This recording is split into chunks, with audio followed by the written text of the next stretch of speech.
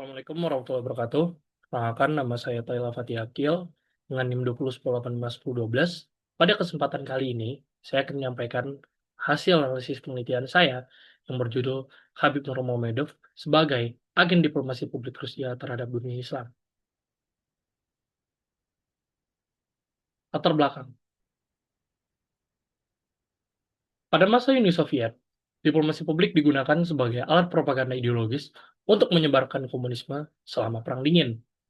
Namun hal tersebut berubah seiring berdirinya Federasi Rusia, di mana pendekatan diplomasi publik bergeser menjadi lebih pragmatis dan berorientasi pada pencitraan positif. Sejalan dengan yang disampaikan oleh Putin juga, bahwa di mana Rusia ingin tampil sebagai aktor konstruktif, transparan, dan patuh pada hukum internasional melalui strategi soft power. Terkait diplomasi publik, Rusia diantaranya juga menggunakan promosi bahasa dan budaya, bantuan kemanusiaan, dukungan diaspora, lewat Rosa Trudnishisva, dan media internasional seperti Russia Today dan RIA Novosti, dan juga lewat diplomasi digital melalui Ping Rusia. Di samping itu, Rusia diantaranya juga aktif untuk memperkuat relasi dengan negara-negara Muslim maupun bermayoritaskan Muslim, seperti pernah menjadi mitra dalam OKI sejak tahun 2003, lalu menjadi pengamat tahun 2005, dan turut serta dalam mediasi konflik di Timur Tengah, seperti di Suriah, sambil memantau isu radikalisme yang terjadi di dalam negerinya. Lalu, Khabib Nurmagomedov merupakan atlet MMA Muslim asal Rusia yang dikenal global karena rekor tak terkalahkannya, serta lewat insiden dengan Conor McGregor. Di samping hal tersebut, Khabib juga dapat dianggap sebagai simbol harmoni antara identitas Islam dan Rusia. Lalu juga, popularitas Habib dapat menjadi potensi soft power untuk memperkuat citra Rusia di dunia Muslim. Mengingat, nilai yang dibawa Habib mempresentasikan nilai keagamaan, sportivitas, dan nasionalisme yang dapat mendukung citra budaya Rusia.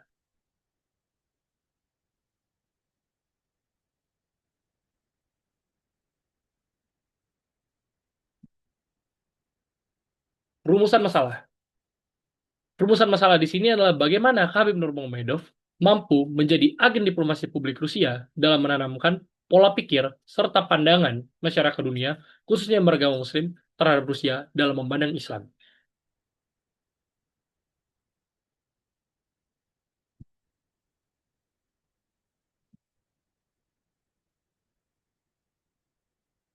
Pertanyaan penelitian di sini adalah, apakah Khabib Nurmagomedov ini dapat menjadi agen diplomasi publik Rusia terhadap dunia Islam?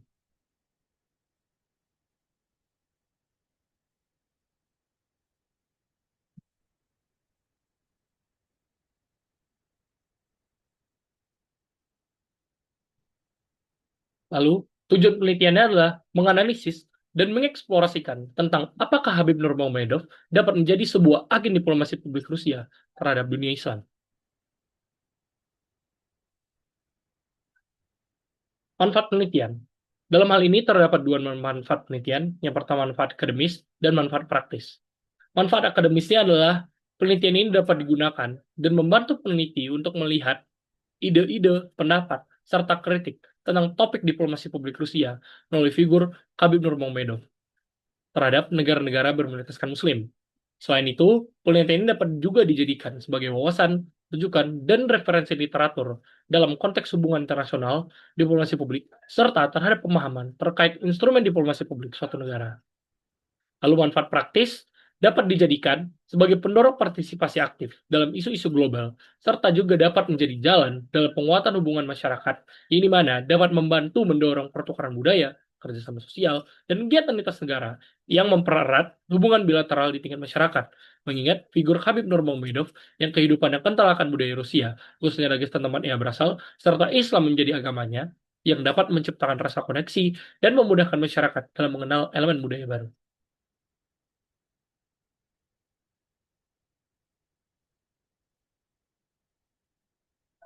Tinjauan pustaka. Dalam hal ini, saya menggunakan 5 tinjauan pustaka. Yang pertama, Islam in Russia, Religion, Politics, and Society oleh Greg Siemens, Mark Teren, dan Eric Shiraev. Lalu yang kedua, Khabib Nurmagomedov, Manifestation of Public Diplomacy and Islamic Identity in UFC oleh Muhammad Dafa Izul Haq, Raditya Abdurrahman Nugraha, dan Jalang Arya Wiloto. Dan yang ketiga, Russia Public Diplomacy in the Middle East oleh Vladimir Morozov.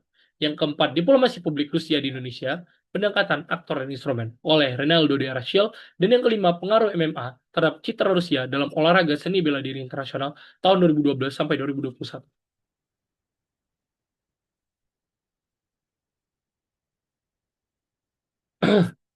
Kerangka konseptual. Kerangka konseptual yang saya gunakan di sini adalah akomodatif perspektif, yang dimana perspektif ini merupakan salah satu dari 5 kerangka pandang utama dalam taksonomi definisi diplomasi publik yang disusun oleh Kadir Ayhan yang dimuat dalam The Boundaries of Public Diplomacy and Non-State Actors, A Taxonomy of Perspective. Laporte adalah salah satu peneliti kunci dalam perspektif ini, di mana ia menekankan bahwa diplomasi publik sebaiknya didefinisikan berdasarkan tujuan atau objek tindakan, bukan hanya dari jenis aktornya. Ayhan juga menilai perspektif akomodatif ini lebih koheren dan analitis, eh, cara analitis, karena menetapkan batas-batas yang jelas untuk membedakan aktivitas diplomasi publik dari komunikasi lintas batas lainnya.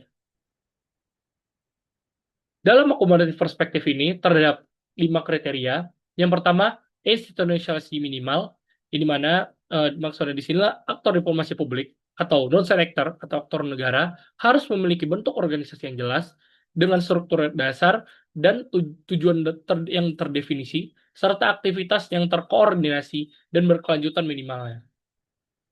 Hal ini dimaksudkan adalah agar terdapat entitas yang stabil dan sah secara kelembagaan yang bisa dianggap sebagai aktor diplomasi publik, sehingga dapat membedakan mereka dari kegiatan sporadis ataupun kegiatan yang tidak terarah.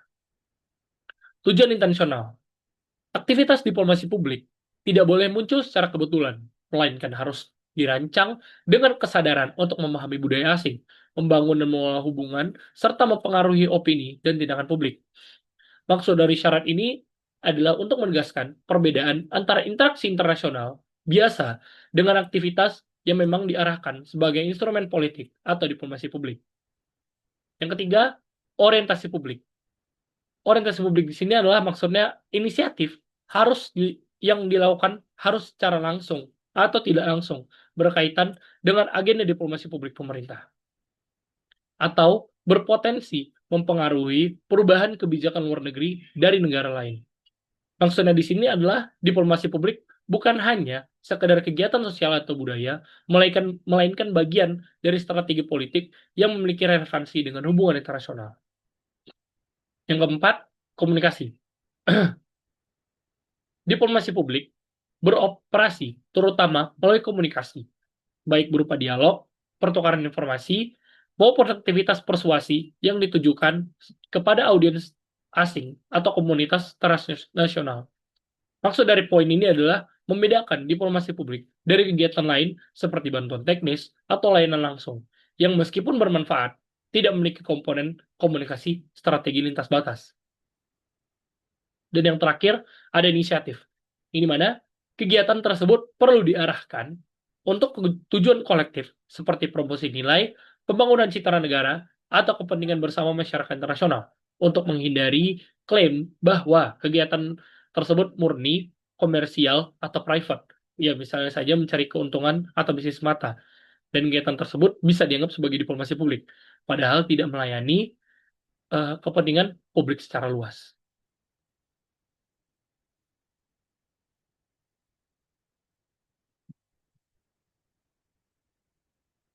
Selanjutnya, metode penelitian. Metode penelitian yang pertama, untuk jenis penelitian, saya menggunakan pendekatan kualitatif, di mana jenis penelitian adalah deskriptif analitis, lalu batasan penelitian, itu dari rentang waktu 2018 sampai 2025, lalu unit dan tingkat analisis, unit analisisnya adalah Khabib Nurmagomedov, unit eksplanasinya adalah diplomasi publik Rusia terhadap negara berorientasi Muslim, dan level analisisnya adalah individu. Yang keempat, teknik pengumpulan data, itu library research atau studi perpustakaan, dan teknik analisis data adalah pendekatan kualitatif. Sistematika penulisan, bab 1 itu pendahuluan, bab 2 diplomasi publik Rusia terhadap negara berorientasikan Muslim, bab 3 Khabib Nurmagomedov sebagai warga negara Rusia dan publik figur MMA dunia. Bab 4, Khabib Nurmagomedov sebagai agen diplomasi publik Rusia terhadap dunia Islam menggunakan kerangka konseptual akomodatif perspektif. Dan yang bab 5 adalah penutup.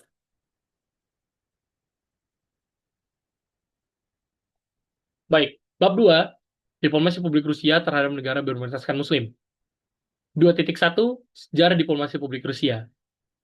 Diplomasi publik Rusia sudah berkembang sejak pada masa yang lama, masa dahulu.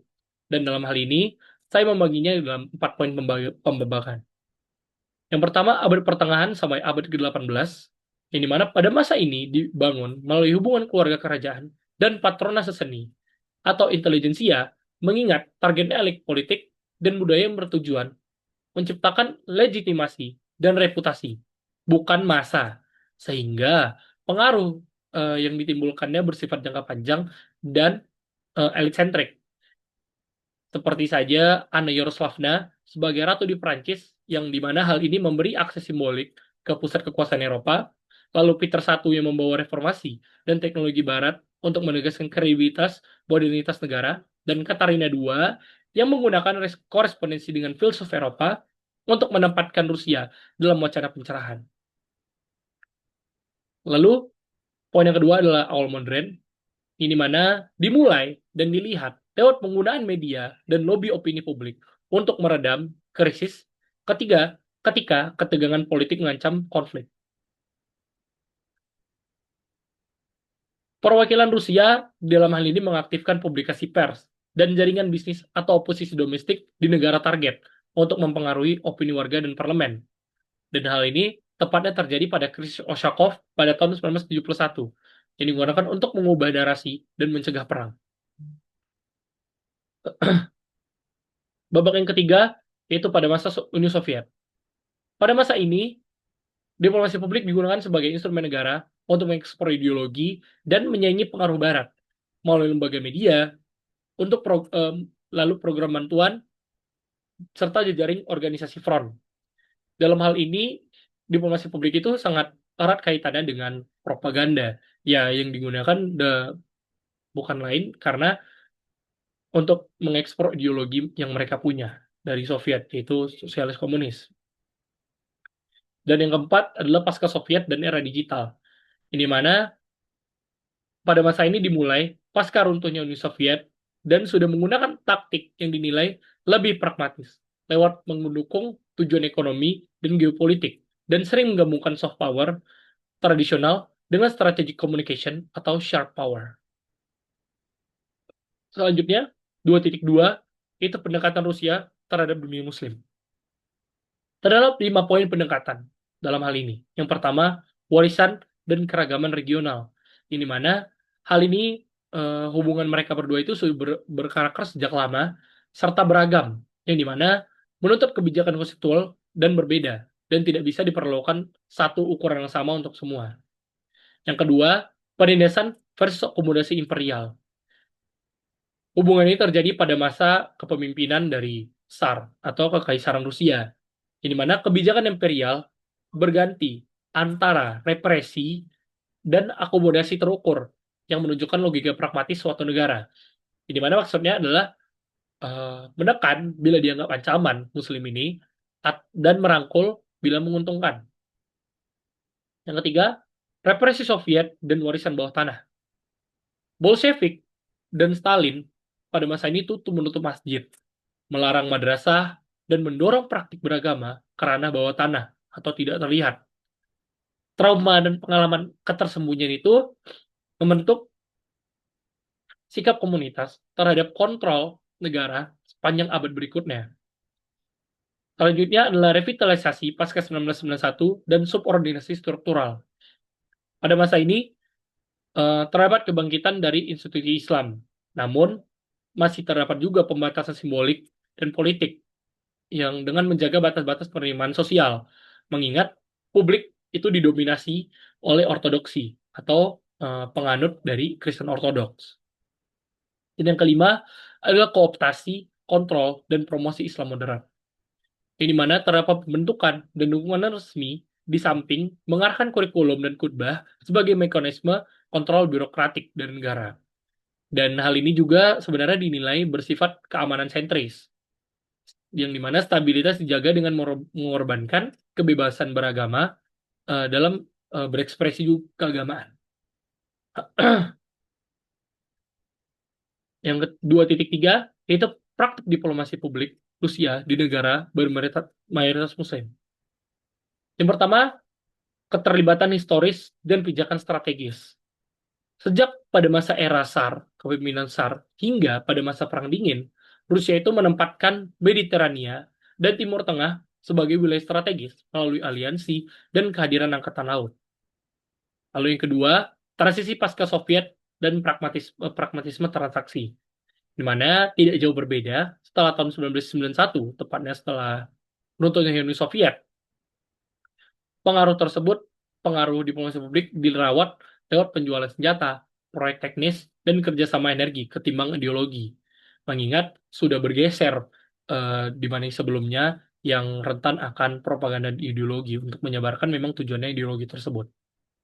Dan yang ketiga adalah konsolidasi era Vladimir Putin, di mana pemerintah Rusia mengkombinasikan kekuatan militer, veto diplomatik, media seperti Russia Today Arabic, dan budaya seperti Rostotrudinisheva atau kekuatan Oki untuk mempertahankan relevansi regional.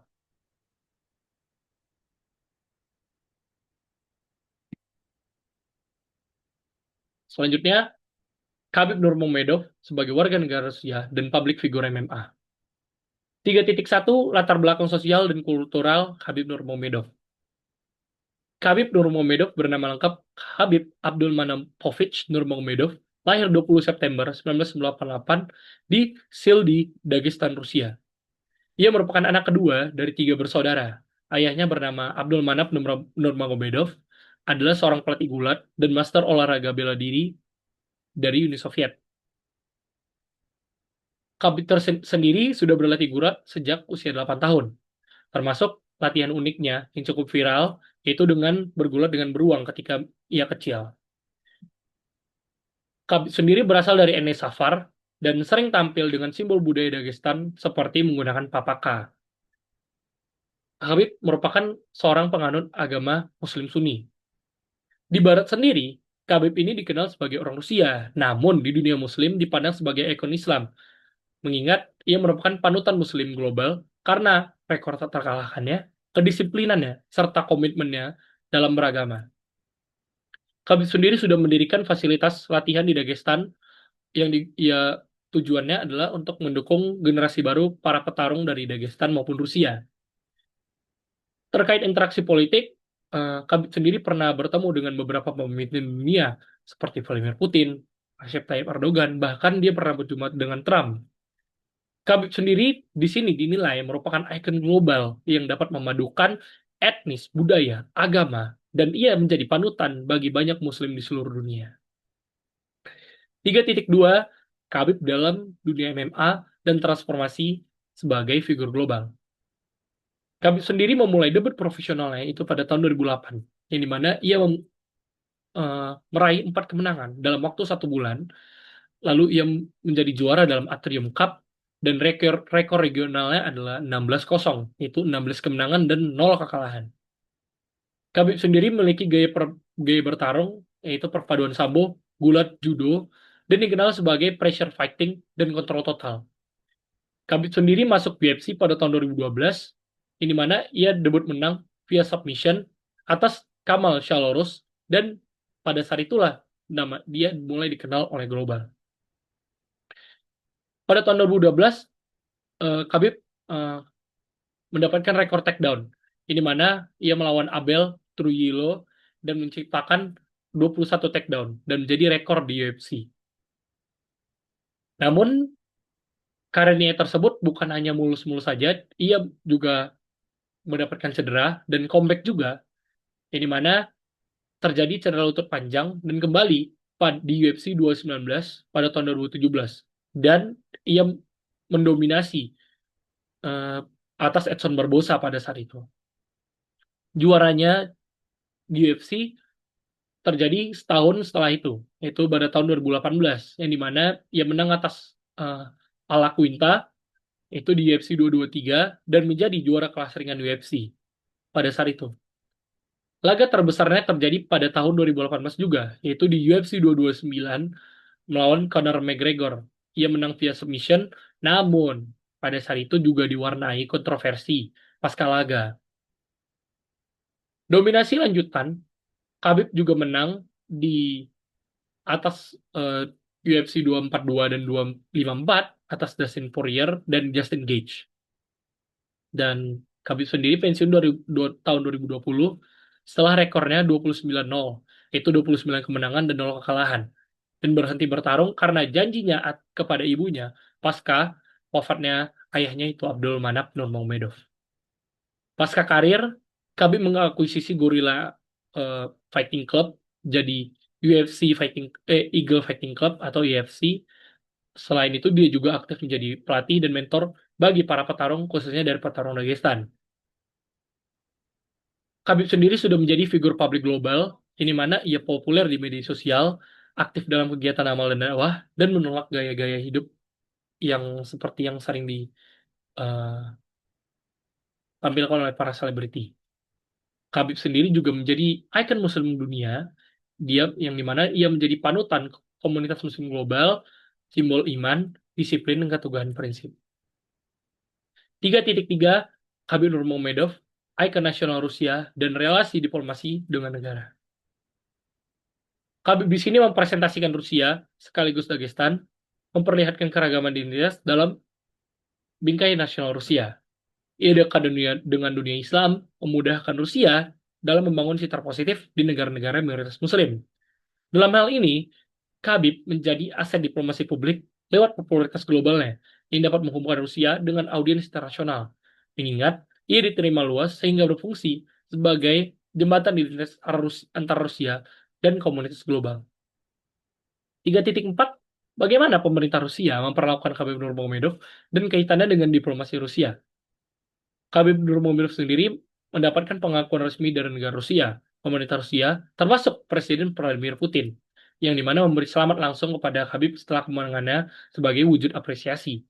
Strategi soft power terkendali, pemerintah Rusia memaksakan identitas tunggal kepadanya, tetapi membiarkan Khabib tetap tampil otentik demi menghindari tuduhan apropriasi budaya yang berisiko malahan merusak citra Rusia di dunia Islam. Popularitas global Khabib memberi Rusia peluang membangun citra segar, beragam, walaupun harus menyimbangkan antara memanfaatkan daya tarik Khabib Nurmagomedov dengan menjaga keautentikannya, sebab kekuatan diplomatiknya lahir dari identitas organik yang tidak sepenuhnya bisa dikendalikan oleh satu negara. Selanjutnya,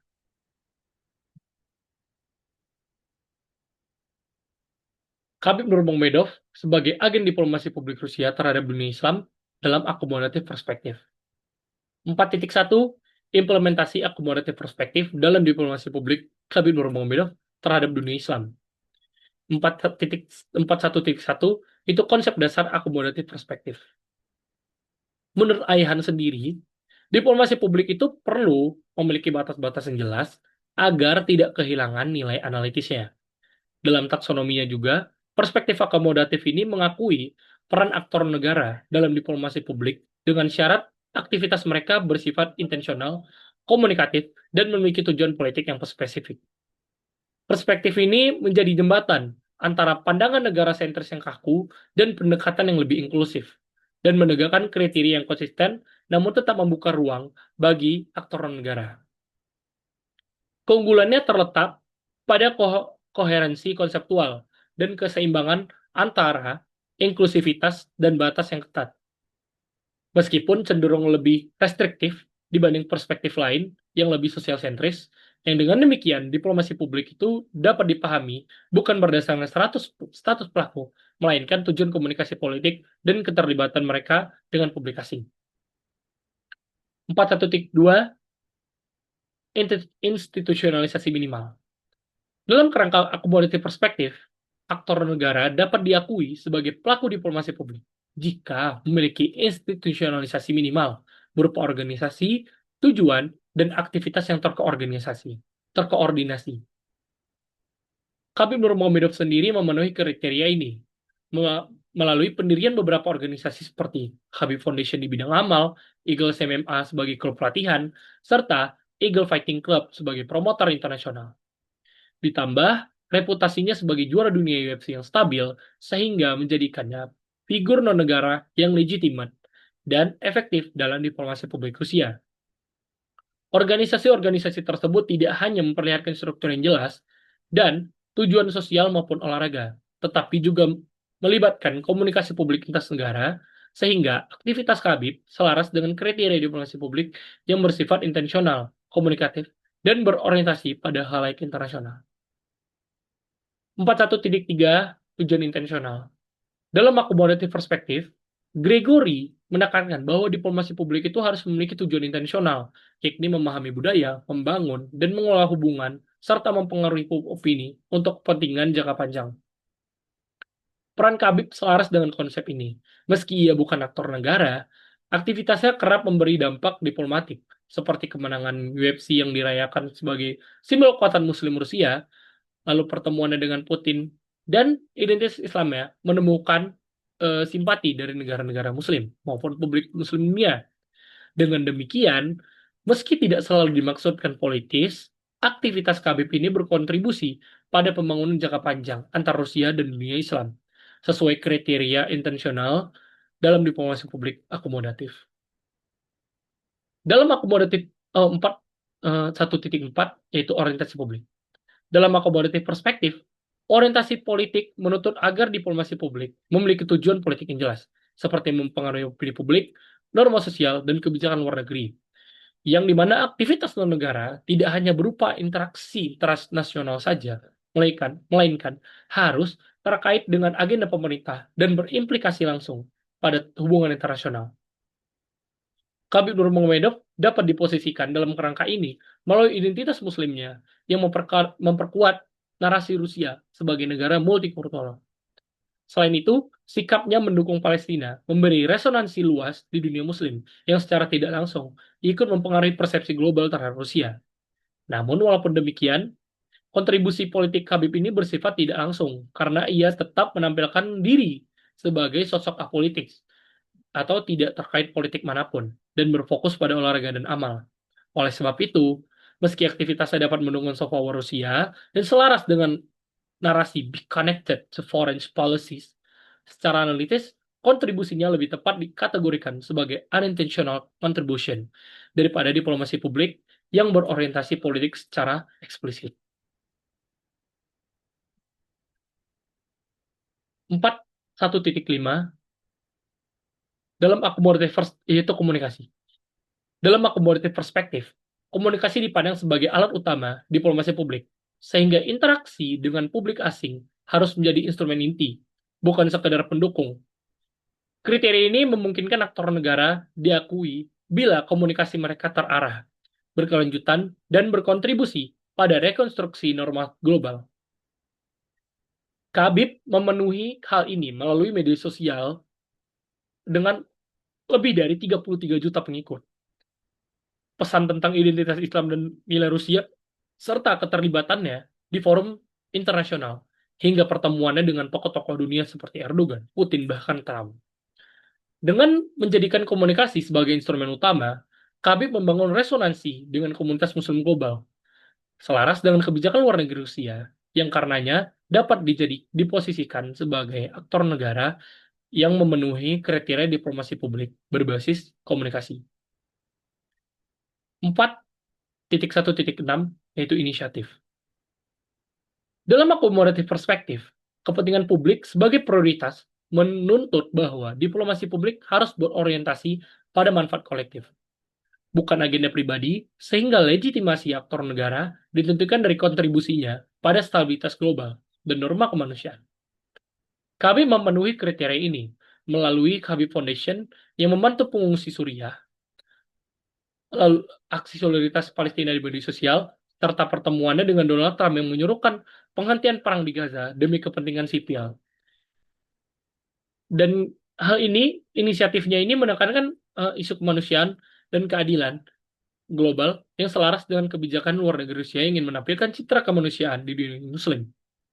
Sehingga aktivitas Khabib dapat dikategorikan sebagai diplomasi publik berorientasi kepentingan kolektif sesuai dengan kriteria kelima dalam akomodatif perspektif. Selanjutnya penutup 5.1 kesimpulan. Penelitian ini menegaskan bahwa Khabib Nurmagomedov adalah contoh aktor negara yang berkontribusi pada diplomasi publik, meski secara eksplisit dan bukan sebagai wakil resmi dari pemerintah. Melalui kerangka akomodatif perspektif, ia memenuhi kriteria institusionalisasi minimal lewat pendirian Khabib Foundation, Eagles MMA, dan Eagle FC yang memiliki struktur serta aktivitas yang berulang. Hal ini memperlihatkan kapasitas organisasi yang membedakan antara kebetulan media dan pola tindakan berkelanjutan.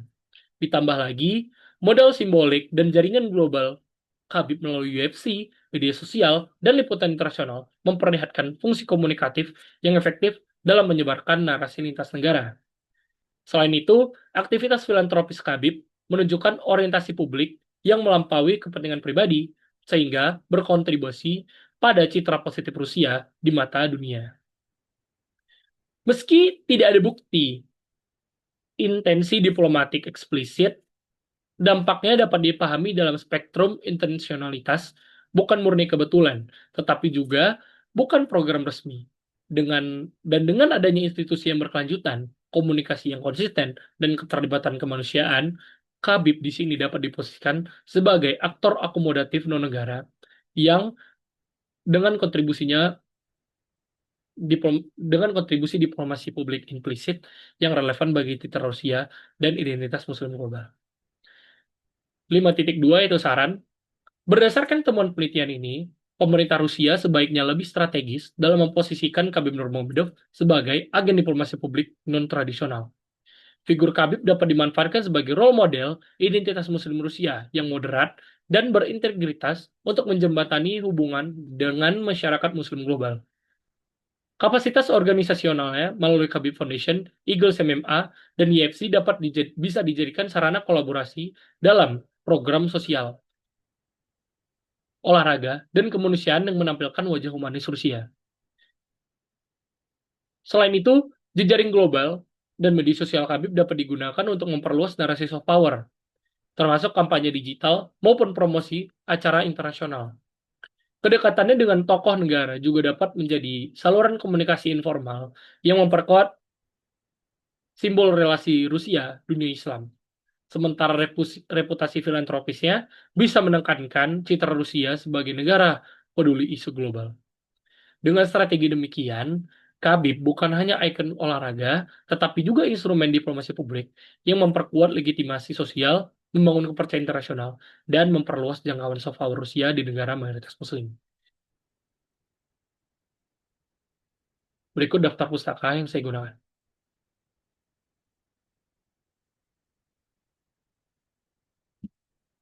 Baik, sekian yang dapat saya sampaikan dalam analisis hasil penelitian saya kali ini. Apabila ada kekurangan dan kesalahan, saya mohon maaf. Terima kasih. Assalamualaikum warahmatullahi wabarakatuh.